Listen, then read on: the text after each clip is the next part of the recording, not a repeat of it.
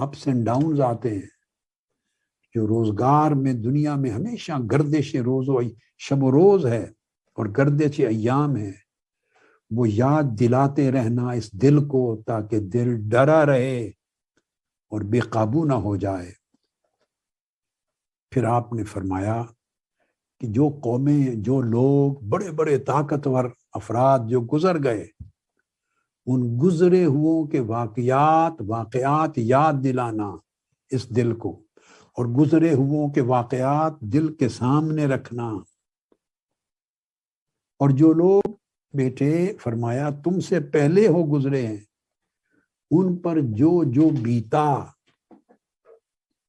انہوں نے نافرمانیاں کی تو کیسے عذاب آئے، واللہ کی نعمتوں کو بھول گئے تو کس طرح گرفت میں لائے گئے، انہوں نے حق کو کس طرح ٹھکرایا تو کیسے سزا پائی، کس طرح بدمست تھے اپنی سلطنت اور حکومت کے نشے میں، کیسے اوندھے گرے، پلٹ دیے گئے۔ ان کا نام و نشان، ایک وقت ان کا نام گونجتا تھا، پھر ان کا نشان بھی نہ بچا۔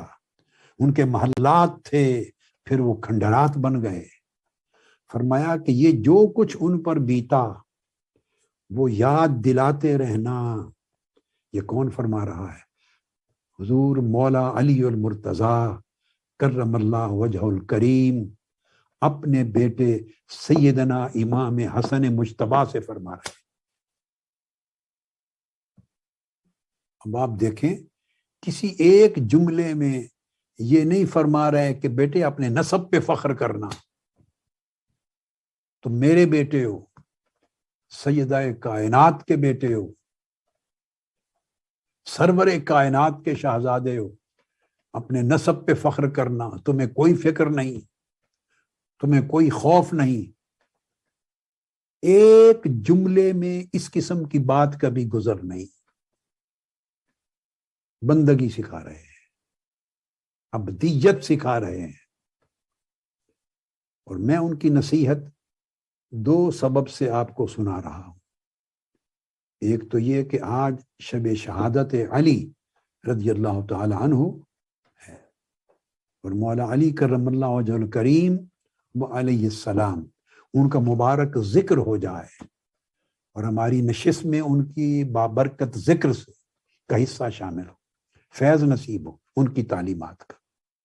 اور دوسرا یہ تاکہ اعتکاف کی یہ جو مجالس ہیں، ان میں جو تربیت و نصیحت کرنی ہے، اس کا آغاز ہی نصاح علویہ سے ہو جائے، علوی نصیحت سے اور نبوی نصیحت سے ہو جائے۔ اور آپ اپنی سوچ کو درست کرنے والے بنے کہ ہدایت کس راستے پر ہے، درستگی کس راستے پر ہے، اور درستگی میں پختگی کس راستے پر ہے، نجات کس راستے پر ہے، فلاح کیسی سوچ میں ہے، اور ہم کس طرح کی سوچ میں پڑ گئے۔ تو آپ نے فرمایا کہ بیٹے گزرے ہوئے لوگوں کی جو بیتیاں ہیں، ان پر جو کچھ بیتا وہ اپنے دل کو ہر وقت دکھاتے رہنا، پڑھاتے رہنا، سناتے رہنا، تاکہ دل قابو میں رہے۔ پھر آپ نے یہاں تک فرمایا کہ ان گھروں کو اور ان گھروں میں اور ان کے کھنڈرات میں چلنا پھرنا۔ اب چلنے پھرنے سے مراد یہ بھی یاداشت کا چلنا ہے، اپنی یاداشت میں ان کے کھنڈر، پہلے ان کے محلات کو دیکھنا جو قرآن مجید میں بیان کیا، کیسے کیسے تخت تھے ان کی سلطنت کے، اور پھر جب وہ کھنڈر ہو گئے تو آپ کی یاداشت ان کھنڈرات میں چلے اور چل چل کے دیکھے کس طرح ویران ہو گئے۔ اس سے اس دنیا کی فنا کا تصور آپ کے دل میں جمے اور دل فنا کے تصور پر بالکل مرکوز ہو جائے۔ اور آپ نے پھر فرمایا کہ دیکھنا، یہ بھی دیکھنا اور دل کو دکھانا کہ ان گزرے ہوئے لوگوں نے کیا کچھ کیا تھا۔ اب جو میں نے عربی میں آپ کی نصیحت پڑھی تھی، اب اس سے آگے مضمون چلا رہا ہوں، مگر یہ آپ کو معلوم رہے کہ میں اس کا ترجمہ شرح کے ساتھ کر رہا ہوں، تشریح کے ساتھ کر رہا ہوں، تاکہ جو بات آپ نے فرمائی ہے بآسانی آپ کو سمجھاؤں اور اس کا مفہوم آپ کے دل و دماغ تک پہنچا۔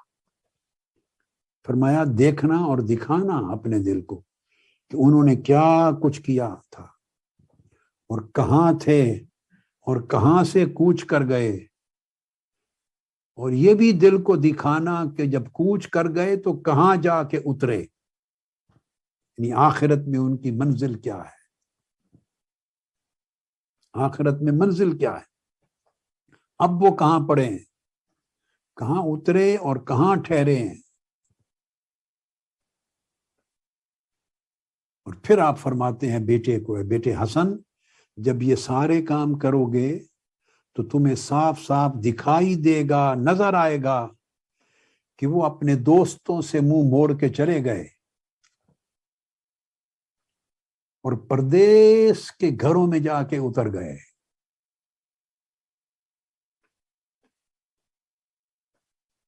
اور پھر فرماتے ہیں بیٹے یاد کرو وہ وقت دور نہیں کہ تمہارا شمار بھی ان میں ہونے لگے گا، یعنی تمہارا بھی کوچ کا وقت آئے گا۔ سمجھانا چاہتے ہیں کہ یہاں جس جگہ آج ہو یہ منزل نہیں، یہ راستہ ہے۔ منزل وہ ہے جہاں کوچ کرنے والے کوچ کرنے کے بعد جا اترے اور جہاں ٹھہرے، وہیں آپ نے بھی کوچ کر کے جانا ہے اور ٹھہرنا ہے۔ دیکھو کہ جہاں کوچ کرنے کے بعد اترنا اور ٹھہرنا ہے وہ منزل اچھی ہو، وہ منزل اچھی ہو، اس منزل کو اچھا بنانے کی فکر کرو اسی زندگی میں۔ پھر آپ یہ لفظ بولتے ہیں، فرماتے ہیں لہٰذا بیٹے اپنی اصل منزل کا اہتمام کرو، انتظام کرو۔ ہم راستہ سنوارنے میں گم ہیں، راستے کو سنوارنے میں گم ہیں، راستے کو پر آسائش کرنے میں گم ہیں۔ یہ میرے توضیحاتی کلمات ہیں جو میں نے آپ کو عرض کیا، میں وضاحت کر رہا ہوں، تشریحات کر رہا ہوں۔ ہم اپنے راستوں کو سجا رہے ہیں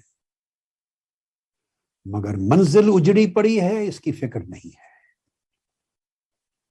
ہمارے راستے پر رونق ہو جائیں، منزل سیاہ اور تاریک گھر ہو، اللہ نہ کرے کوئی خبر نہیں۔